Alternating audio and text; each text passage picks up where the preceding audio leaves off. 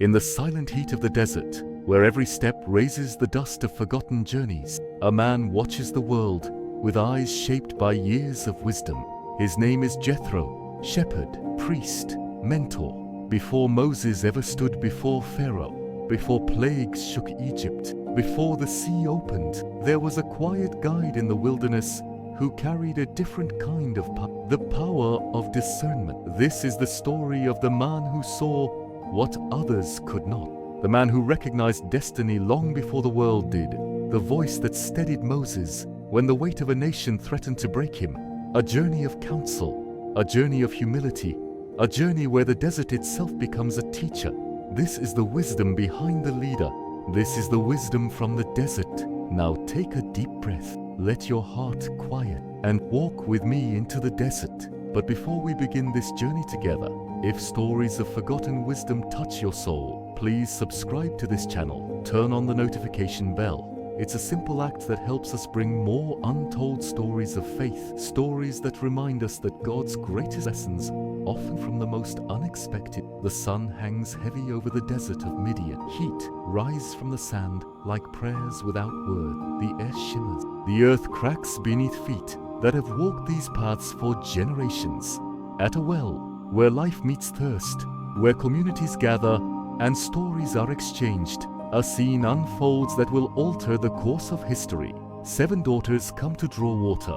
Their movements are practiced, efficient. Their hands work quickly, guiding ropes down into the cool darkness below. Their laughter is soft, careful not to attract unwanted attention. They are the daughters of Jethro, a priest, a man whose name means excellence. These women know their father's character. They've been raised with dignity, with strength, with the knowledge that they matter in a world that often tells them otherwise. But excellence is tested here, in the brutal simplicity of desert life, where survival depends on strength and those who have it take what they want. The social order of the desert is simple. The strong dominate, the weak submit, and women, no matter whose daughters they are considered weak. The shepherds arrive. You can hear them before you see them. Rough voices, coarse laughter, heavy footsteps. These are men with calloused hands and harder hearts, men who've learned that kindness is weakness, that mercy is foolishness. They push the women aside without a word, not violently, but with the casual cruelty of those who've never been challenged. They claim the well is theirs, not because they own it, but because they can. The daughters step back, silent, their eyes cast down. They're used to this injustice. It happens every time they come to the well, every single time. They know better than to protest. They know what happens to women who challenge men in the desert, so they wait patient, resign, hoping the shepherds will finish quickly so they can complete their task before the sun reaches its peak. But someone is watching, a stranger, dust-covered and exhausted. He sits in the shadow of a rock, trying to find relief from the merciless sun. His eyes are Egyptian, lined with coal in the style of the Nile Valley. His clothes, though worn and travel-stained, speak of a life left behind, a life of privilege, a life of power. This is Moses, 40 years old, a fugitive, a prince turned wanderer, a man with blood on his hands and a price on his head. He's been traveling for days, maybe weeks, running, always running, from Egypt, from his past, from the murder he committed, from the identity crisis that's been tearing him apart since he discovered he wasn't really Egyptian at all, but Hebrew, born to slaves, raised by royalty, belonging to neither world. He should keep his head down. He should stay invisible. Every instinct for self-preservation tells him to remain in the shadows, to not draw attention, to let the scene play out as it always does. But Moses has never been good at watching injustice and doing nothing. It's what got him into trouble in Egypt. It's what made him kill that Egyptian who was beating a Hebrew slave. And it's what makes him rise now, despite every logical reason to stay seated. He stands slowly. His muscles ache from travel. His throat is dry from thirst. But something in him cannot remain still. Not with the authority of a prince, because he's no longer a prince, but with the instinct of a man who cannot watch injustice and remain passive. A man whose sense of right and wrong is stronger than his sense of self-preservation. He walks toward the well. The shepherds notice him. They size him up, Egyptian, alone, unarmed, not a threat. But Moses doesn't back down. His voice, when he speaks, is firm, not aggressive, but unmovable. The tone of a man who's used to being obeyed, even if he no longer has the title to command it. The women were here first, he says. Simple words, true words, dangerous words. The shepherds laugh at first. Then they see something in Moses' eyes, something that makes them pause. This isn't a man who bluffs. This isn't someone playing at courage. This is someone who's already lost everything, which makes him far more dangerous than someone with something to lose. The shepherds exchange glances, calculate the cost, and decide this well isn't worth the trouble. They back away, grumbling, saving face with curses and threats that ring hollow, but they leave. And Moses turns to the women. He doesn't speak, doesn't expect gratitude or acknowledgement. He simply helps them water their flocks. His hands, which once held scepters and signed royal decrees, now hold ropes and guide livestock to drink. The work is humbling, physical, real in a way that palace life never was. The daughters watch him work, confused, grateful, uncertain what to make of this Egyptian stranger who defended them when no one else would. When the flocks are watered, they gather their things quickly, eager to return home and tell their father about this strange encounter. Moses watches them go. He expects nothing. He's given up expecting anything except the next day of survival. The women return home early, much earlier than usual. Their father, Jethro, is sitting outside his tent, as is his custom in the late afternoon. He's a man in his 60s, perhaps 70s. His beard is long and silver. His eyes are sharp with the kind of intelligence that comes from decades of observing human nature. He's surprised to see his daughters returning so soon. "Why have you returned so early today?" he asked. It's not accusatory, just curious. Jethro is a man who asks questions because he genuinely wants to understand, not because he's looking for someone to blame. The daughters tell him everything. Their words tumble over each other in excitement. "An Egyptian defended us from the shepherds. He even drew water for us and watered the flock. He was strong. He wasn't afraid. He helped us when no one else would." Jethro listens, and as he listens, something changes in his expression. Not anger, but something close to it. A righteous indignation. He rises to his feet. "Where is he?" he demands. "Why did you leave him there? Go, bring him here. Invite him to eat with us." In this single command, we see the soul of Jethro revealed. A man who honors gratitude above convenience, hospitality above caution, character above circumstance. His daughters had just told him that a stranger, an Egyptian, had defended them and helped them. And Jethro's immediate response wasn't suspicion or fear. It was shame that his daughters had failed to show proper hospitality to someone who'd shown them kindness. This is the ancient code of the desert. Hospitality isn't optional, it's sacred. And gratitude isn't just a feat, it's an obligation. Someone had helped his daughters, and leaving that person in the desert without offering food and shelter was, to Jethro, unthinkable. It violated everything he believed about how human beings should treat each other. The daughters hurry back to the well. Moses is still there, resting in the shade, considering his next move. When they invite him to their home, he's surprised, suspicious even. In his experience, kindness usually comes with strings attached. But he's tired, hungry, and he has nowhere else to go, so he accepts. Moses enters Jethro's tent. Two men from different worlds face each other for the first time. One is a fugitive with a broken past, haunted by violence and identity crisis, running from a murder he committed and a life he can't return to. The other is a priest with discerning eyes, a man who has spent his life reading people, understanding what drives them, seeing beneath the surface to the truth underneath. They share a meal, bread, dates, water, drawn from that same well, and they talk. At first, the conversation is cautious, polite, but Jethro has a gift for making people feel safe. He asks questions. He listens, really listens, not to judge, but to understand.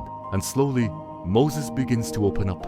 He doesn't tell Jethro everything, not at first, but over time, The story emerges. The Hebrew child raised in Pharaoh's palace. The identity crisis. The murder. The flight. Jethro doesn't recoil, doesn't condemn. He sees what others might miss. Nobility in rags. Strength in brokenness. Potential in exile. This is a man worth investing in. Weeks turn into months. Moses stays with Jethro's family. He makes himself useful. He tends the flocks. He repairs tents. He does the work without complaint. And Jethro watches, evaluates, sees the qualities in Moses that others might overlook. This man has education from the greatest schools in Egypt. He has the bearing of royalty, even in exile. He has a sense of justice that compels him to act, even when action costs him everything. And he has the humility to do humble work without resentment. One day, Jethro makes an offer. It's not just shelter he's offering anymore. It's a future, a place to belong, a family. He offers Moses his daughter Zipporah in marriage. It's an extraordinary gesture. Jethro is a man of standing in his community. Moses is a fugitive, a man with no status, no wealth, no prospects. By all reasonable calculation, this is a terrible match. But Jethro doesn't calculate like other men. He sees what others don't, and he trusts his discernment. Moses accepts, and for 40 years, he lives in Midian. 40 years, longer than he lived in Egypt, longer than most people live at all in the ancient world. He marries Zipporah. They have 2 sons, Gershom and Eleazar. He works as a shepherd for his father-in-law. He tends sheep. He walks the desert. He lives a life that is the opposite of everything he was trained for in Pharaoh's palace. It's a humble existence, quiet, unremarkable. To any outside observer, Moses has wasted his potential. He was a prince. He could have been Pharaoh, and instead, he's a shepherd, a nobody, a man who tends animals in the middle of nowhere, married to the daughter of a nomadic priest, living a life that will be forgotten by history. Or so it seems, but the desert is not empty. It never is. In the silence between wind and stone, between sunrise and sunset, between the bleating of sheep and the whisper of sand, God is always working. And Jethro, the priest of Midian, is God's quiet instrument, a teacher who teaches by example, a mentor who mentors by presence, not by preaching. Day after day, year after year, Moses watches his father-in-law. He sees how Jethro leads his house, not with tyranny, but with wisdom, not with violence, but with respect. He sees how Jethro settles disputes. He listens to both sides. He asks questions. He considers carefully before making judgments. He's fair, consistent, just. He sees how Jethro worships with reverence, with awe, with a faith that seems to predate the idolatry that's everywhere else in the region. Some scholars believe Jethro was a keeper of ancient faith, a descendant of Abraham through Keturah, Abraham's wife after Sarah died. The Midianites were descendants of Midian, Abraham's son, which means they carried, however faintly, the memory of the true God, while the rest of the world bowed to idols, to gods of wood and stone, to deities that demanded sacrifice, but offered no relationship. Jethro worshipped the Creator, the Eternal One, the God who sees and knows and cares. Moses absorbs all of this, not consciously perhaps, but it seeps into him the way water seeps into dry ground. He learns humility in the desert, not the forced humility of defeat, where a person is broken and diminished, but the deep humility of knowing your place in a story bigger than yourself. The humility that comes from understanding that you don't have to be the hero to have value, that there's dignity in ordinary work, that sometimes the preparation for greatness looks like absolutely nothing. He learns patience. Sheep don't move fast. They don't respond to force. You can't rush them. You can't bully them. You have to guide them, lead them, be patient with their pace. Moses, who was raised in a culture of immediate gratification, learns to wait, to move slowly, to trust the process. He learns to listen. In the desert, survival depends on hearing what isn't said. The shift in wind that signals a storm approaching, the silence that warns of predators nearby, the subtle sounds that tell you where water can be found. Moses, who was trained to speak, to command, to make pronouncements, learns to be quiet, to pay attention, to hear the voice that speaks in stillness. And always, in the background of these 40 years, is Jethro, never intrusive, never preachy, never demanding gratitude or acknowledgement, just present, consistent, a steady example of what a man of God looks like, a living lesson in wisdom, integrity, faith, and grace. But here's the unforgettable truth, the line worth remembering, the principle that changes everything. Sometimes, the greatest preparation happens in the places we think we're hiding. 40 years is a long time to wait. 40 years is a generation, a lifetime, an eternity, when you're running from who you were. Moses is now 80 years old. His hands, once adorned with rings of Egyptian gold, now smell of wool and dirt. His feet, which once walked on marble floors in palaces, are calloused from rocky terrain. His voice, which once gave commands to servants and soldiers, now calls to sheep. The prince has become a shepherd. The deliverer has become a nobody. Or so it seems. But God's timing is not our timing. What looks like waste to us is often preparation. What feels like exile is often education. What appears to be the end of the story is often just the end of the first chapter. Moses doesn't know it, but everything is about to change again. One day, Moses is doing what he's done thousands of times before, leading his father-in-law's flock to find pasture. It's routine, ordinary, the kind of day that blurs into every other day. He guides the flock to the far side of the wilderness, to the area around Horeb, the mountain of God. He's been here before, many times. There's nothing special about this place, except today, there is. He sees something. At first, he thinks it's a mirage. The desert plays tricks on the eyes, especially in the heat. But as he gets closer, he realizes it's real. A bush, burning, flames rising from the branches, bright and fierce. But the bush isn't consumed. The fire doesn't destroy. It burns. But the branches remain. The leaves don't curl and blacken. The flames dance, but they don't devour. Moses stops walking. The sheep wander a few steps further, then stop too, sensing their shepherd's distraction. Moses stares at the bush. His mind, trained in the wisdom of Egypt, tries to find an explanation, some natural phenomenon, some trick of light and heat, but there is no explanation. This is impossible. Fire consumes. That's what fire does. That's its nature. But this fire is different. I will go over and see this strange sight, Moses says to himself. His voice sounds loud in the silence of the desert. Why the bush does not burn up? He takes a step toward it, then another. His curiosity overcomes his caution. He's been a shepherd for 40 years. He's seen everything the desert has to offer, but he's never seen anything like this. And then, from the flames, from the impossible fire, a voice, not in his head, not in his imagination, in the air, in his bones, in his soul, real, undeniable, the voice of God. Moses, Moses, his name, spoken twice, the way you speak to someone you know, someone you've been waiting to call, someone you've been preparing for this exact moment. Moses, heart stops, his breath catches, his legs suddenly feel weak. He knows, somehow, that everything is about to change again. Here I am, he responds. It's all he can manage. 2 words, the only 2 words that make sense. Do not come any closer, the voice says. Take off your sandals, for the place where you are standing is holy ground. Moses obeys immediately.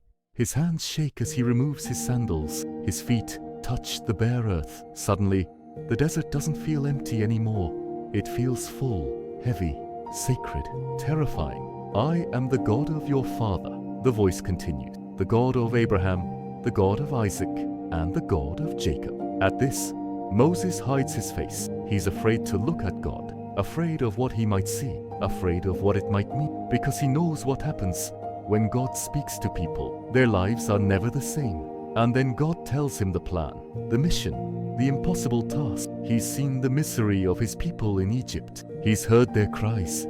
He's concerned about their suffering, and he's come down to rescue them, to bring them out of Egypt into a good and spacious land, a land flowing with milk and honey. And Moses, this 80-year-old shepherd, this fugitive, this man who ran away 40 years ago and never looked back, is the one God is sending. Go, God says. I am sending you to Pharaoh to bring my people, the Israelites, out of Egypt. Moses' response is immediate and honest. Who am I that I should go to Pharaoh and bring the Israelites out of Egypt? It's not false humility. It's a genuine question. Who is he? He's nobody. He's a shepherd. He's a murderer. He's a man who couldn't even save one Hebrew slave without killing an Egyptian and having to flee for his life. How is he supposed to save an entire nation? But God doesn't answer the question directly. Instead, he makes a promise. I will be with you. That's it. That's the answer. Not, you're more capable than you think. Not, you have hidden potential. Just, I will be with you. And somehow, that's enough. Not immediately. Moses still argues, still questions, still tries to find a way out. But eventually, slowly, reluctantly, he accepts. He returns to Jethro's camp. His mind is reeling. His heart is pounding. He's 83 years old, and he's about to do something that makes no sense. He's going to return to Egypt, to face Pharaoh, to demand freedom for a nation of slaves. It's absurd. It's impossible. It's exactly the kind of thing God does. But notice this. Notice what Moses does before he leaves. He doesn't just announce his departure. He doesn't just pack up and go, assuming that because God has called him, he no longer owes anyone any explanation or courtesy. He goes to Jethro, his father-in-law, his mentor, his friend, the man who took him in when he had nothing. And he asks permission. Let me return to my own people in Egypt, Moses says, to see if any of them are still alive. He doesn't tell Jethro everything. Not about the burning bush, not about God's command. Maybe he's not sure how to explain it. Maybe he's still processing it himself. But he respects Jethro enough to ask, to inform him of his plans, to honor the relationship they've built over 40 years. And Jethro's response reveals everything about his character. He doesn't question, doesn't doubt, doesn't try to protect Moses from danger, doesn't point out the obvious risks, the impossible odds, the foolishness of an 80-year-old man traveling across the desert to confront the most powerful empire in the world. He simply says, "Go in peace." 3 words, but they carry the weight of blessing, of release, of trust. Jethro doesn't cling, doesn't make it about himself, doesn't guilt Moses into staying. He understands that some callings are bigger than family, that some missions require release, that true love knows when to let go. Go in peace. Take my blessing with you. You have my support. I release you to do what you need to do. Moses leaves Midian with his wife and sons. He takes the staff of God in his hand. He begins the journey back to Egypt, and Jethro watches him go, standing at the edge of his camp, his silver beard moving in the desert wind. He doesn't know if he'll ever see his son-in-law again. He doesn't know what's going to happen, but he trusts.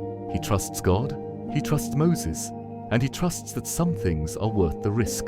Months pass, then years. News begins to filter through the trade routes. Impossible news. News of plagues in Egypt, rivers turning to blood, frogs, gnats, flies, livestock dying, boils, hail, locusts, darkness, and finally, death. The death of every firstborn in Egypt. News of slaves walking free. An entire nation leaving Egypt, marching into the wilderness.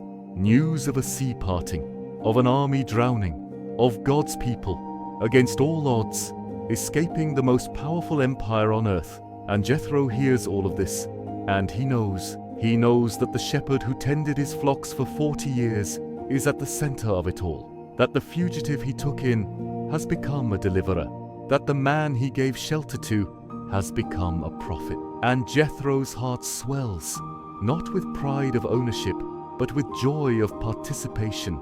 He played a part in this. He sheltered Moses when Moses needed shelter. He taught Moses when Moses needed teaching. He released Moses when Moses needed releasing. But the question lingers in the desert air. The question that every mentor, every parent, every leader must face. What does it mean to prepare someone for a destiny you'll never fully see? What does it mean to invest in someone knowing they'll outgrow you? What does it mean to love someone enough to let them go? The desert of Sinai stretches vast and empty, but it's not empty today. Hundreds of thousands of people have gathered here, former slaves, men, women, children, the entire nation of Israel, camped at the base of a mountain, that trembles with the presence of God. Smoke rises from its peak, thunder rolls, lightning flashes. This is Horeb, Sinai, the mountain of God, the same mountain where Moses saw the burning bush. And now he's returned, but not alone. He's brought an entire people with him. The plagues have fallen, the sea has parted, the impossible has happened. Israel is free, but freedom is only the beginning. Now comes the harder part: organization, direction, learning to be a people instead of just a mass of individuals, learning to follow God instead of being driven by Pharaoh. It's messy, chaotic, beautiful and frustrating in equal measure. And in this chaos, a figure approaches the camp, an old man, traveling with a small group. He's been walking for days, crossing the harsh terrain between Midian and Sinai. His steps are slower than they used to be. His joints ache, but his eyes are bright with anticipation. This is Jethro, the priest of Midian, and he's heard about everything the Lord has done for Moses and for Israel. The miracles, the power of a God who breaks empires and sets captives free. And he's compelled by something deeper than curiosity. He's compelled by wonder, by the need to witness what God has done, by the desire to see his son-in-law again. And he's bringing Zipporah with him, and Moses' 2 sons, Gershom and Eleazar, who had remained in Midian while their father confronted Egypt. Word reaches Moses that his father-in-law is approaching. Moses doesn't hesitate. He doesn't send a servant to greet him. He doesn't wait in his tent for Jethro to be brought to him. He goes out personally, and when he sees Jethro, this great deliverer of Israel, this man who spoke to Pharaoh, this prophet who raised his staff over the Red Sea and watched it split, this leader of millions, bows down. He bows before his father-in-law. It's a gesture of profound respect, of honor, of a recognition that some relationships transcend titles and positions. Moses kisses Jethro. The greeting is warm, emotional. These are 2 men who haven't seen each other in years, 2 men who shared 40 years together, 2 men whose lives are forever intertwined. They enter Moses away from the crowd, away from the demand, just the 2. And Moses tells him every plague, the water turning to blood, the frogs that covered the land, the gnats and flies, the death of livestock, the boils, the hail that destroyed crops, the locusts that devoured what remained, the darkness that could be felt, and finally, the death of the firstborn, the night that broke Pharaoh's will and set Israel. He tells him about the Exodus, the millions who left Egypt carrying whatever they could, taking the gold and silver that the Egyptians pressed upon them just to make them leave. He tells him about being trapped between the sea and Pharaoh's army, about the pillar of cloud and fire, about stretching out his staff and watching the waters divide, about walking through on dry ground while walls of water stood on either side, about looking back and seeing the Egyptian army drown when the waters returned. Every difficulty they faced on the journey, the lack of water, the complaints of the people, the manna that appeared every morning, the quail that came in the evening, the water from the rock, every moment of terror and triumph, every way God has delivered his people, every miracle, large and small. Jethro listens. His face shows everything he's feeling: amazement, joy, wonder, reverence. And when Moses finishes, when the last story has been told, Jethro speaks words that echo through eternity.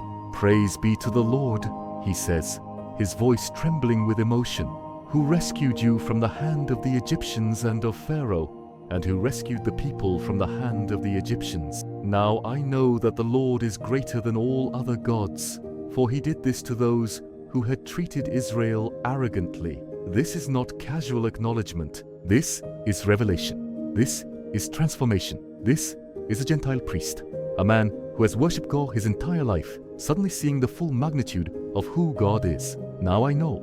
Not now I believe. Not now I suspect. Now I know. With certainty, with evidence, with undeniable proof, the Lord is greater than all other gods. It's a statement of supreme theology, greater than the gods of Egypt, greater than Pharaoh, who claimed to be divine, greater than any deity, any power, any force in heaven or on earth. The God of Abraham, Isaac, and Jacob is supreme, unmatched, incomparable. And Jethro declares this truth with the authority of one who has seen the evidence and cannot deny it. And then Jethro does something extraordinary, something that reverberates through Scripture, something that prefigures the future inclusion of all nations in God's plan. He offers a burnt offering and sacrifices to God right there in the camp of Israel. A Midianite priest, not a Hebrew, offering sacrifices to the God of Israel. And Aaron comes, the high priest of Israel, the brother of Moses, the man who spoke for Moses before Pharaoh. He comes to this Gentile priest's sacrifice, and all the elders of Israel come, the leaders, the officials, the representatives of the people. They come to eat bread with Moses, father-in-law, in the presence of God. Think about this moment. Really let it sink in. A Midianite and Hebrews worshipping together, a Gentile priest and Israelite leaders sharing a meal before God. This is revolutionary. This is scandalous. This is a preview of what's coming, that God's covenant will one day include every tribe, every nation, every tongue, that the promise made to Abraham that through him all nations would be blessed is starting to take shape. Jethro stands as a witness, a living testimony that God's grace transcends bloodlines, that faith isn't about ethnicity, that worship isn't limited to one people. He is the first Gentile in Scripture to worship the God of Israel alongside Israel's leader. He is a prophetic picture of the church, where Jew and Gentile would one day worship side by side, made one through faith. But the greatest revelation is still to come, the most practical wisdom, the advice that will shape a nation. The next day, Jethro wakes early. He's always been an early riser. It's a habit of a lifetime, and he observes Moses at work. From morning until evening, Moses sits as judge. The people come, one after another, in a line that never seems to end. They bring their disputes, their questions, their problems. He raped my daughter. She stole my grain. He won't return what he borrowed. They argued about boundaries, about inheritances, about contracts and promises. Every issue, large and small, is brought to Moses, and Moses listens to every case, every complaint, every perspective. He asks questions, he considers, he judges, he teaches, he explains God's decrees and instructions. He mediates, he decides, he exhausts himself, hour after hour, person after person, problem after problem. From sunrise to sunset, Moses sits and judges. Jethro watches all of this. His experienced eyes see what Moses cannot. His decades of leadership give him perspective that Moses, caught in the daily grind, has lost. He sees the unsustainability, the bottleneck, the impending burnout, the system that's broken, even if the intentions are good. When evening comes, when the last person has finally been heard, and Moses can barely stand from fatigue, Jethro approaches. His face is serious, but not angry, concerned, but not condemning. He asks a simple question, but it's loaded with implication. What is this you are doing for the people? Why do you alone sit as judge, while all these people stand around you from morning till evening? It's not rhetorical. He genuinely wants to understand Moses, thinking, what's the logic here? What's the plan? Because from where Jethro is standing, there is no logic. There is no sustainable plan. There's just a man trying to do everything himself, and it's destroying him. Moses explains, and his answer is sincere. His intentions are pure, because the people come to me to seek God's will. Whenever they have a dispute, it is brought to me. I decide between the parties and inform them of God's decrees and instruction. It makes sense to Moses. He's the one who speaks to God. He's the one who knows the law. He's the one God called. So naturally, he should be the one to handle everything, right? Wrong. And Jethro, with the firm love of a father, with the wisdom of experience, with the courage to speak truth to power, tells him so. What you are doing is not good, direct, unambiguous, clear. Not what you're doing could be improved. Not have you considered a different approach. What you are doing is not good. You and these people who come to you will only wear yourselves out. The work is too heavy for you. You cannot handle it alone. This is the diagnosis, the problem laid bare. You're going to burn out. The people are going to suffer. This system doesn't work. It can't work. It was never designed to work. And then, with the wisdom of decades, with the insight of a leader who has managed his own people for years, with the practical genius that sees solutions where others only see problems, Jethro lays out a plan, a system, a structure that will change everything. Listen now to me, and I will give you some advice, and may God be with you. You must be the people's representative before God and bring their disputes to him. Teach them his decrees and instructions, and show them the way they are to live and how they are to behave. This is Moses' role. Be the representative, be the teacher, be the one who brings the big issues to God and then communicates God's will to the people. This is what only Moses can do. This is his unique calling. Don't give this away. Don't delegate this. This is yours.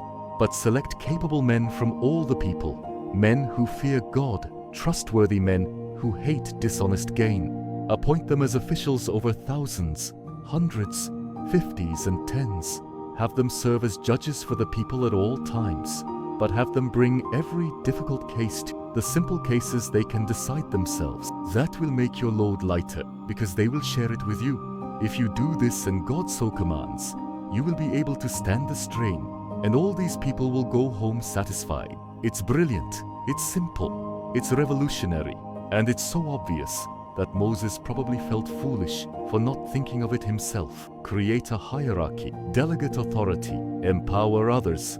Reserve only the most difficult cases for yourself. Let capable, godly men handle the routine matters, share the burden, distribute the responsibility. The system is genius in its simplicity and effectiveness. At the base level, leaders over 10s, 10 people is manageable, personal. They know each other. Small disputes can be handled quickly, locally, by someone who understands the context. Above them, leaders over 50s, then hundreds, then thousands, each level handling increasingly complex cases, referring upward only what they cannot resolve. It creates accountability at multiple levels. It creates a clear chain of command. It distributes authority in a balanced way. It prevents the system from collapsing under its own weight. And most importantly, it serves the people better. Instead of waiting all day for Moses, they can get justice quickly from leaders they know and trust. Only the truly complex, the truly unprecedented cases would need to come to Moses. Think about the criteria Jethro establishes for these leaders. Not just anyone, not the loudest voices or the most ambitious, not those who seek power or position, but capable men, men with competence, with skill, with the ability to actually do the job, men who fear God, men whose first loyalty is to the eternal, not to their own interests. Trustworthy men, men whose word means something, men of integrity, and men who hate dishonest gain, men who cannot be bought, who won't take bribes, who won't twist justice for personal profit. These are the foundations of just leadership: competence, reverence, integrity, incorruptibility. And Jethro understands that without these qualities, the system will fail. You can have the best structure in the world, but if the people implementing it are corrupt or incompetent, it won't matter. Structure and character must work together. And here's what makes this moment truly remarkable. Here's what elevates it from good advice to profound wisdom. Moses listens. This man who has spoken face to face with God. This man who has performed miracles that shattered an empire. This man who split the Red Sea with a word and a gesture. This man who is leading millions.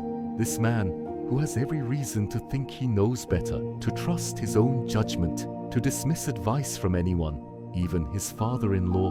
Moses listens, and he doesn't just listen politely, waiting for Jethro to finish so he can explain why it won't work. He actually hears, he considers, he recognizes truth when it's spoken. He humbles himself enough to accept that someone else might see something he's missing. And then, most importantly, he acts. Moses listened to his father-in-law and did everything he said, not some of it, not the parts that seemed easy, everything. He chose capable men from all Israel. He made them leaders over the people, officials over thousands, hundreds, 50s and 10s. They served as judges for the people at all times. The difficult cases they brought to Moses, but the simple ones they decided. Just like that, the administrative structure of Israel is transformed. The burden that was crushing Moses is distributed. The bottleneck is eliminated. Justice becomes accessible. The people are served better. Moses is preserved from burnout. And all of it happens because a man was humble enough to listen and wise enough to implement advice, even when it meant admitting he'd been doing something wrong. This is leadership at its finest. Not the kind that pretends to have all the answers. Not the kind that's too proud to learn. Not the kind that sees asking for help as weakness. But the kind that remains teachable, that stays open, that recognizes that wisdom can come from unexpected sources, that understands that even prophets need help. There's something profoundly beautiful about this scene. The deliverer being delivered from his own limitation, the teacher being taught, the leader being led. It's a picture of true greatness, which is never about knowing everything, but about being wise enough to know what you don't know, and humble enough to learn it when someone offers to teach. And notice where this wisdom comes from. Not from a Hebrew, not from one of the elders of Israel, not from Aaron, Moses, brother and co-leader, from Jethro, a Midianite, a Gentile, an outsider. God could have revealed this system directly to Moses. He could have given him the organizational structure along with the 10 Commandments. But he chose to use Jethro. Why? Perhaps to teach us that God is not limited by our category, that he works through whomever that wisdom doesn't belong exclusively to any one people or group, that sometimes the fresh perspective we need comes from outside our circle, from those who see our situation differently because they're not embedded in it. Jethro had the advantage of distance. He wasn't caught up in the daily grind. He could observe with clarity. He could see the forest while Moses was surrounded by trees. And he had the experience of leading his own people for decades. He knew what sustainable leadership looked like. He knew the warning signs of burnout. He knew that even the most capable person has limits. His advice wasn't just practical, it was pastoral. He cared about Moses. You will only wear yourselves out. This wasn't just about efficiency. It was about Moses' well-being. Jethro loved his son-in-law. He didn't want to see him destroyed by the very mission God had called him to. He wanted Moses to succeed, and he knew that success required Moses to stop trying to do everything alone. There's a theological depth here too. The system Jethro proposed reflected something about God's design for community. God never intended for any one person to carry everything. He designed his people to function as a body, with different members playing different roles. What Jethro was proposing wasn't just management theory, it was an expression of how God intended his people to live together.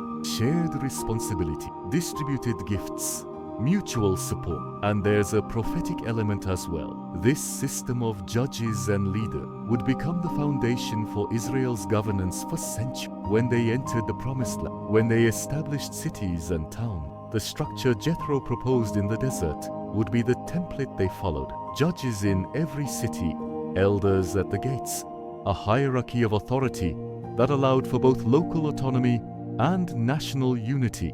Even more, this principle of distributed leadership would echo through Scripture. Jesus would send out his disciples, not alone, but in pairs and groups. Paul would establish elders in every church, not lone pastors, but teams of leaders. The early church would recognize different gifts and callings, creating a community where everyone contributed rather than depending on one superhuman leader.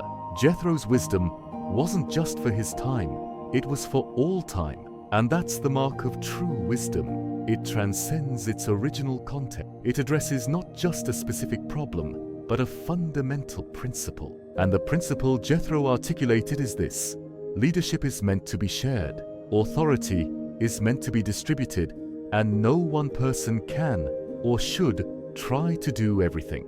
After implementing the system, after seeing it work, after establishing the structure that would serve Israel for generations, Jethro prepares to leave. His work is done. His contribution is complete. Moses offers him hospitality. Stay with us. Be part of what we're building. You've proven your wisdom. We need you. But Jethro declines, gently, firmly. I will go back to my own land and my own people. There's no resentment in his refusal, no feeling of rejection. He simply knows it's time to go home. He has his own people to lead, his own responsibilities to fulfill. He came to see what God had done. He came to worship. He came to offer counsel when he saw a need. And now, his purpose accomplished, he leaves. There's profound wisdom in knowing when to stay and when to go, when to speak and when to be silent, when to lead and when to step back. Jethro models this perfectly. He doesn't overstay, doesn't try to make himself indispensable, doesn't seek ongoing recognition or position. He serves and then withdraws, he contributes and then releases. Moses sees him off. The farewell is warm, but not dramatic. These men know they may never see each other again. Moses is leading Israel toward Canaan. Jethro is returning to Midian. Their paths, which intertwined for 40 years, now diverge. But the bond between them remains. The influence is permanent. The lessons are lasting.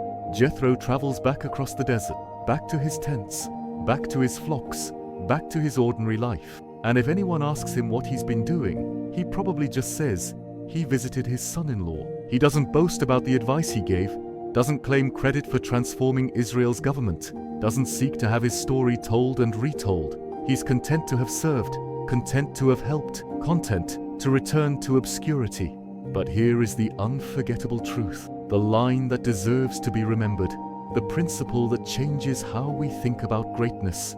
The greatest leaders are those who remain teachable, even at the height of their power. Years pass, decades, centuries. Israel enters the promised land. They establish cities. They appoint judges. They create the governance structures that Jethro envisioned. And every time a judge sits in a city gate to hear a case, every time a leader over tens or 50s or hundreds or thousands exercises authority, every time the system works to bring justice to people quickly and fairly, Jethro's wisdom is at work. His name isn't invoked. There are no monuments to him. No city is named after him. No festival commemorates his contribution. But his influence is everywhere, like roots underground, unseen but essential. Jethro's wisdom supports the entire structure of Israel's society. And that influence doesn't stop with Israel. The principle he articulated of distributed leadership and shared authority echoes through history. When the Romans organized their empire with hierarchies of officials, they were following a principle Jethro understood. When modern organizations create chains of command and levels of management, they're implementing the same wisdom. When churches establish elderships, and when democracies distribute power through various branches and levels of government, the spirit of Jethro's counsel is present. 3,000 years later, business schools teach the very principles Jethro demonstrated in the desert: delegation, span of control, hierarchical structures, leadership development, succession planning. These aren't modern inventions. They're ancient wisdom, given by a desert priest to his son-in-law, implemented by a nation in formation, and proven effective through millennia. But Jethro's legacy goes far deeper than organizational theory. He embodied something rare and precious, the ability to see value where others see only circumstance. When his daughters brought home a dusty Egyptian fugitive, most fathers would have been suspicious. Who is this man? What does he want? Why is he here? What's his story? And when they learned he was a murderer running from Pharaoh, most would have sent him away. Too dangerous, too complicated, too risky. But Jethro saw past the circumstances to the character. He saw nobility in rags, integrity in exile, potential in brokenness. He saw a man worth investing in, worth trusting, worth welcoming into his family.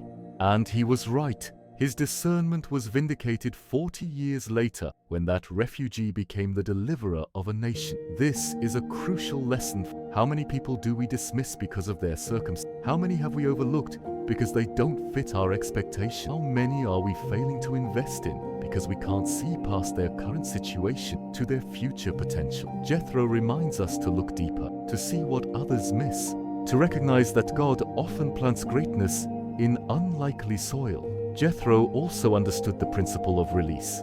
When Moses received his calling, When it was time to leave Midian and return to Egypt, Jethro could have clung, could have protested, could have pointed out all the logical reasons why Moses should stay.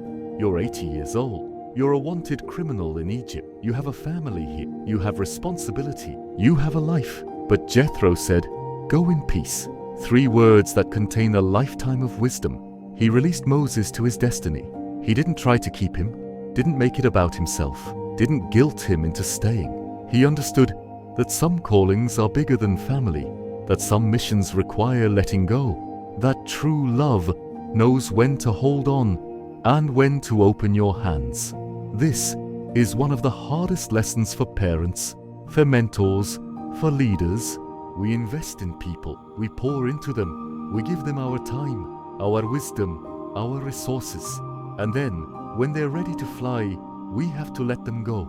It feels like loss, it feels like abandonment, but it's actually the culmination of everything we've worked for. We raise them to leave, we teach them so they can surpass us. We invest so they can go places we never will. Jethro modeled this perfect. He raised Moses for 40 years, then released him to 40 more years of ministry. He didn't try to live vicariously through Moses' Count's success, didn't try to stay at the center of the story. He stepped back. He let Moses be Moses. He celebrated from a distance. And when he did re-engage, when he visited Moses in the desert after the Exodus, he didn't come with demands or expectations. He came with worship and wisdom. He offered what Moses needed at that moment, administrative counsel. And then he left again. He knew his role. He knew his limits. He knew when to arrive and when to depart. This kind of wisdom requires tremendous security. Insecure people cling. They need to be needed. They fear being forgotten or replaced. But Jethro was secure in who he was. He was a priest of Midian. He was a father. He was a man who knew God. His identity wasn't tied to Moses' success. So he could serve without seeking credit, could contribute without demanding recognition, could influence without insisting on position. His humility was extraordinary. Think about what he could have claimed. I'm the one who saved Moses. I'm the one who gave him shelter when he was a fugitive. I'm the one who gave him my daughter. I'm the one who taught him for 40 years. I'm the one who reorganized Israel's government. Without me, none of this would have happened. Every bit of that would have been true. But Jethro never said it, never even implied it. He was content to have served, content to have played his part, content to let God receive the glory. And perhaps that's why God used him so powerfully, because he wasn't seeking glory for himself. He was seeking to serve, to help, to contribute what he could, and then step back. This is the heart that God delights to use. Not the ambitious who seek platforms, not the proud who need recognition, but the humble who serve in obscurity and trust God to write the story. Jethro's name means excellence, and when we look at his life, we see excellence in every dimension. Excellence as a father, raising 7 daughters with courage and dignity in a culture that often devalued women. His daughters weren't timid or helpless. They worked hard. They defended themselves as much as they could. They spoke up. They had agency. That kind of strength doesn't happen by accident. It's cultivated by parents who believe in their children and equip them for life. Excellence as a father-in-law, supporting Moses without suffocating him. He gave Moses space to find himself during those 40 years. He didn't try to control or dominate. He led by example, letting Moses observe and learn rather than demanding conformity. And when Moses left, he blessed him. When Moses struggled, he counseled him. This is the model of a healthy, empowering relationship. Excellence as a priest, worshipping God with integrity in a pagan land. Midian was surrounded by idolatry. The temptation to compromise, to blend in, to adopt the practices of neighboring peoples must have been constant. But Jethro maintained his faith. He passed it to his children. He modeled reverence for the true God, even when it set him apart from his culture. Excellence as a counselor, offering wisdom that transformed a nation. When he saw Moses exhausting himself, he didn't ignore it or assume someone else would address it. He spoke up. He offered practical, implementable solutions. He did so with respect and love. but also with clarity and directness. This is the mark of a true friend, the willingness to speak truth, even when it's uncomfortable, and excellence in his humility, walking away when his work was done. No victory lap, no demand for ongoing involvement, no attempt to leverage his contribution into permanent influence. He served and stepped back. He contributed and withdrew. He made his impact and then let it ripple outward without needing to control or manage it. So what does Jethro's life teach us today? What does this ancient desert priest have to say to us in our modern world? Everything. Absolutely everything. If you're in a season of obscurity, if you feel like you're in your own Midian, invisible and forgotten, Jethro reminds you that hidden seasons have purpose. Moses needed 40 years in Midian, needed the stripping away of his Egyptian identity, needed the humility that comes from tending sheep, needed the wisdom that comes from living close to the earth and close to God. What looks like waste is often preparation. What feels like exile is often education. Your Midian is your classroom. Trust the process. If you're in a position of leadership, if you're overwhelmed and exhausted by trying to do everything yourself, Jethro's counsel is for you. Delegate, empower others, share the burden. Your job isn't to do everything, it's to do what only you can do. Everything else should be distributed to capable people who can handle it. This isn't weakness, it's wisdom. It's not abandoning responsibility, it's multiplying effectiveness. If you're tempted to dismiss someone because of their circumstances, because they don't fit your expectations or meet your standards, Jethro challenges you to look, see potential where others see only problems, to invest in people not based on where they are, but on where they could be. Some of the greatest contributions come from the most unlikely sources. Don't miss them, because you're looking in the wrong places. If you're struggling to let go of someone you've invested in, someone who's ready to move on to their next chapter, Jethro shows you how. Release them with blessing. Celebrate their calling, even if it takes them away from you. Trust that the investment you made will bear fruit in ways you may never see. Let them fly. That's what you prepared them for. If you're wondering whether your contributions matter, whether anyone will remember what you've done, Jethro assures you that true impact doesn't require recognition. The most important work is often done in obscurity.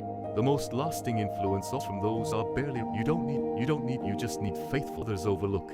And that's it. If you never become so confident in their own wisdom that they can't hear counsel from others. Pride comes before a fall. Humility is the foundation of lasting success. And if you're simply trying to live a good life, trying to be faithful in whatever circumstances you find yourself, Jethro is your model. He wasn't flashy. He didn't seek attention. He just lived with integrity, worshipped with reverence, served with generosity, counseled with wisdom, and trusted with faith. He was excellent in all the ways that matter most, the ways that don't make headlines, but make a difference. The question Jethro's life asks us is profound and personal. Are we willing to be the person behind the person? Are we willing to serve in ways that won't be recognized? Are we willing to invest in others knowing we may never see the full return? Are we willing to speak truth when it's uncomfortable? Are we willing to release what we love? Are we willing to be excellent in obscurity? Because that's where real greatness lives.